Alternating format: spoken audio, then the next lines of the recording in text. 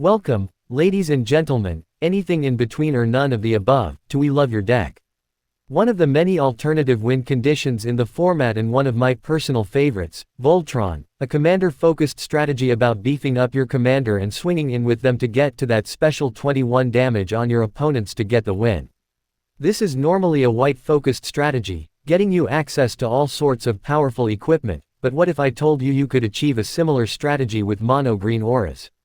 Well, with our Precon, Way of the Blade, our mono-green deck headed by Isao, Enlightened Bushi, for 2 and a green, you get a 2/1 human samurai with, this spell can't be countered, Bushido 2, and pay 2 generic regenerate target samurai. While being a non-factor in the Enchantress and Aura aspects of the deck, his Bushido ability makes him bigger when he gets blocked, and his ability to regenerate himself if someone does try to take him out is all that much harder, especially with how fragile auras can be sometimes. If going tall isn't something you'd be interested in, how about going with his lieutenant, Anthusa, citizen hero? For 3 and 2 green, you get a 4/5 human warrior. Whenever you cast a spell that targets Anthusa, citizen hero, up to 3 target lands you control each become 2/2 warrior creatures until the end of the turn. They're still lands. Anthusa still wants you to play those auras, but instead of focusing on making her bigger, you'll be using them to animate your lands for a go-wide strategy.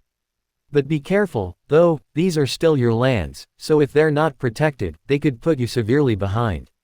Starting our breakdown of R99, we have 13 creatures, 7 artifacts, 10 instants, 7 sorceries, a whopping 25 enchantments, and 37 lands. With our primary stats of 13 pieces of draw, another 13 pieces of ramp, 9 pieces of targeted removal, and sadly only 1 board wipe, in green there's not a lot of choices that work on all creatures, and our major win con is our commander. The main focus of the deck is quite simple: build up and protect Isao until he's big enough to swing for commander damage. Our draw package is focused mostly around our Enchantress cards that will have us draw a card when you cast an enchantment or have us draw when a creature deals combat damage to an opponent. Our Enchantress cards, Veteran Enchantress, Citizen Champion, Eidolon of Blossom, and Enchantress's Presence, all draw cards when you cast an enchantment, with the last 2 even being enchantments themselves or specifically just auras with Tanglespan Lookout. These cards alone will make sure your hand is always full. The next major focus of the draw is when the enchanted or targeted creature deals damage to an opponent. Snake Umbra, on top of its power and toughness boost, also gives you draw, Sixth Sense, and Keen Sense, or the same with no power boost. While not auras, Hunter's Insight, and Hunter's Prowess, will draw you a one-time burst of draw equal to how much damage the targeted creature dealt. To round out our draw effects, Bonder's Enclave will give you a consistent draw as long as you have a creature with 4 or more power. Harmonize just gives you 3 cards, and Audacity only gives you a draw when it goes to the graveyard. Our ramp is actually a bit different from normal packages. On top of the usual Sol Ring, Arcane Signet, and Rampant Growth, we have mana dorks like Elvish Mystic and Llanowar Elves, along with Karametra's Acolyte, giving us green mana for our devotion to green, which in this deck is going to net you tons of mana. One of the few pieces of equipment we run is the Tenuki Transplanter, a reconfigurable creature from modern Kamigawa that adds green mana to the equipped creature's power when they attack our mana pool, which won't go away until the end of the turn. Tying in with our Enchantress theme is Sanctum Weaver, giving you X mana equal to your enchantment count. Finally, we're running auras that we'll be enchanting onto our lands with Fertile Grounds, Gift of Paradise, Utopia Sprawl, Wild Growth, and Grafted Growth, that all give you extra mana when you tap them, with Grafted Growth putting a counter on Isao. Though they don't directly make you more mana, Strong Back reduces the cost of equip abilities as well as aura enchantments that target the enchanted creature, giving huge power and toughness boosts, and Herald of the Pantheon will shave off a generic mana from all your enchantments to make it so you can cast more enchantments each turn. The removal of the deck minus a couple of cards is based on the fight mechanic or just having the bigger creatures. Ancient Animus is both fighting and even makes our creature bigger if it's a legendary creature, which is perfect if we're using Isao for all these fights. On top of that, we also have Prize Fight, which also nets us a treasure. Curse of the Werfox also happens to give us a roll or a token before the fight and prey upon, which is just a fair 1v1 fight. There's also sucker punch effects that are one-sided fight effects, such as Cosmic Hunger and Ram Through, which, if the puncher has trampled, will deal any excess damage to the other creature's controller. Beast Within is also some solid removal, destroying whatever you need to in exchange for giving them a beast token. Slightly more limited is Krosan Grip, getting rid of whatever enchantments or artifacts might be hindering you. Speaking of hindering enchantments, we also have Kenrith's Transformation, which turns the enchanted creature into a 3/3 elk with no effects. Since we only have one, we might as well add in our board wipe of Azuri's Predation, giving you a Phyrexian beast for each creature your opponents control. They then fight, easily clearing out their board, and leave you with some blockers if anything is left. On top of needing to build Isao up, it's also a must to protect him from board wipes and other forms of removal. Things like Withstand Death, temporarily giving him indestructible, or Gaia's Gift, that for 1 more mana will give him Reach, Trample, Hexproof, Indestructible, and a +1/+1 counter. The land, Tyrite Sanctum, with its 2 activated abilities, turns a legendary creature under your control into a god, and then put an indestructible counter on that god. Even equipment like Swiftfoot Boots gives him Hexproof and Haste, and the mighty Tran Power Suit gives him Ward 2 and a power and toughness boost for each piece of equipment and aura attached to him.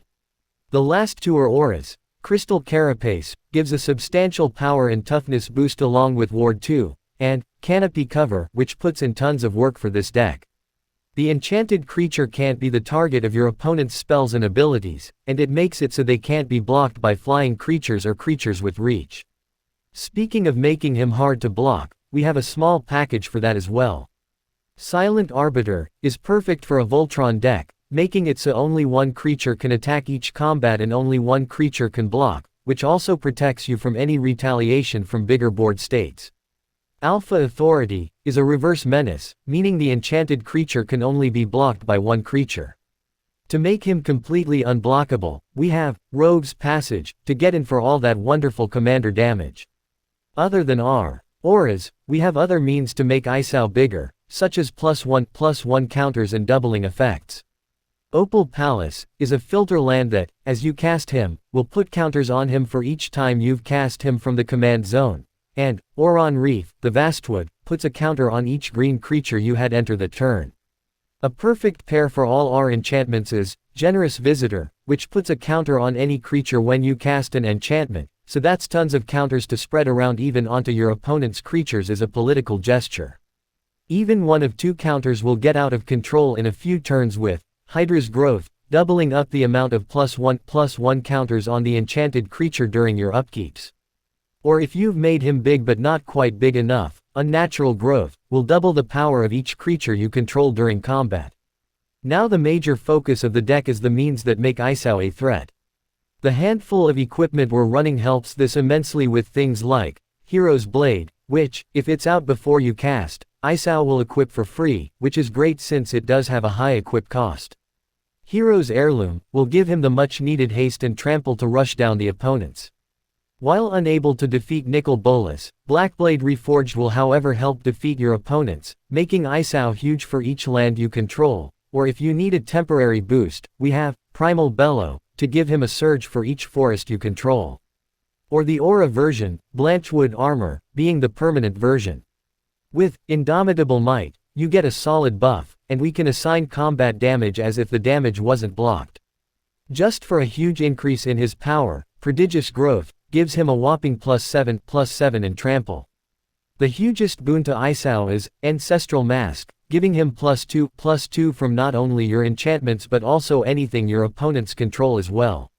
Every point of power counts in this deck, so we also have the land, Cathedral of War, great for Isao attacking alone. While only giving a power boost, Rancor also provides trample, and if it is picked off of Isao, you can return it to your hand, similar to how Giant Inheritance grants a much bigger boost, along with a supplemental monster roll token attached to an attacking creature. With all this power, we're obviously going to be fearful of retaliation, so we're running Verdant Embrace, giving us a Saproling token during each upkeep to protect our board. And if he or another modified creature dies or gets destroyed, we also have one with the Kami, giving us a huge army of colorless spirits equal to the modified creature's power. Chances are that at least a couple of our auras are going to get hit with some sort of removal, so, Rofellow's gift needs you to show off green cards in your hand to pull back just as many enchantments from your graveyard. Finally, rounding out the deck, other than all the utility lands we've mentioned, are an additional 31 forests. In our last bit of stats for the deck, our average mana value is a low 2.68, with a surprising amount of our deck being in our 1 and 2 drops and with a price tag of $44.52 with 48 cents left over. Now onto our upgrades. As much as I'd like to recommend things like Kodama of the West Tree, let's have your modified commander fetch you a land each time they deal combat damage to an opponent. Or, Nylea's Colossus, which will temporarily double Isau's power and toughness each time an enchantment enters the battlefield under your control. Along with Zopandrel, Hunger Dominus, that doubles the power and toughness of all your creatures during each combat, not just yours. While we're talking about Dream Editions, Dolmen Gate is perfect for aggressive decks like this, eliminating all combat damage involving your attacking creatures. Our original list of upgrades included Eldrazi Conscription, but due to the release of the Eldrazi Incursion Precon, the price for it has skyrocketed. However, with our proper $50 upgrade selection, we have better draw, ramp, and way more ways to gear up and protect Isau. Isau is going to get pretty big throughout the game, so why not add some more ways to draw cards equal to his power with Soul's Majesty and Rishkar's Expertise, with the latter giving you a free cast of a mana value of 5 or less spell, with the mana value of which you'll be able to play just about anything you draw. A perfect utility land for monocolor decks is War Room. For 1 life and 3 mana, you'll be able to draw a card. Our ramp even gets better with things like Mark of Sakiko, which is just a more synergistic version of the Tenuki Transplanter. Or, Composer of Spring, will have you put a land from your hand onto the battlefield if you cast an enchantment, or if you have 6 or more enchantments, you can put a land or creature in instead. And with how aggressive this deck is, One with Nature will have you fetching lands each time the enchanted creature connects with an opponent. Removal is getting an upgrade too with Song of the Dryad, turning whatever you enchant with it into a colorless forest land. Some more recursion is going to be greatly needed as well, with Crystal Chimes, giving you back whatever enchantments are in your graveyard in exchange for sacrificing the chime. I know the deck's main focus is enchantments, but a few more powerful pieces of equipment would help push the deck's power up as well. Helm of the Gods, giving you +1/+1 for each enchantment you have. You'll have no problem getting Isau to that much needed 21 power. And the Staff of Titania gives him +X/+X for each forest you control and even pumps out a Forest Dryad land token each time the equipped creature attacks, so he'll just keep getting bigger and you'll have creatures set up as protection. Though it's not equipment, the Bow of Nylea does so much for the deck, giving him Death Touch when he attacks but also for 1 and a green.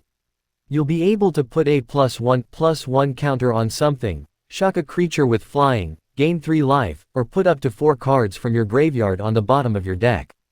With all these big new ways to take out your opponents, there needs to be more protection for Isau, so creatures like Guardian Augmenter, that give him a static +2/+2 and hexproof, or if he's indestructible, Tajuru Preserver will make it so you won't have to sacrifice him because of an opponent's spell or ability. And Silkguard spreads around +1/+1 counters for its X cast and will give all equipment, auras, and modified creatures you control hexproof until the end of the turn. And that about wraps up our breakdown of the Build Your Own Precon deck, Way of the Blade. If you like what you've seen here today, why not give us a like and a follow? We've got plenty of these in the pipeline, along with many other projects in the future. And as always, we'll catch you on the flip side, Planeswalkers. And if you'd like a link to the deck list along with its possible upgrades, the link will be in the description below.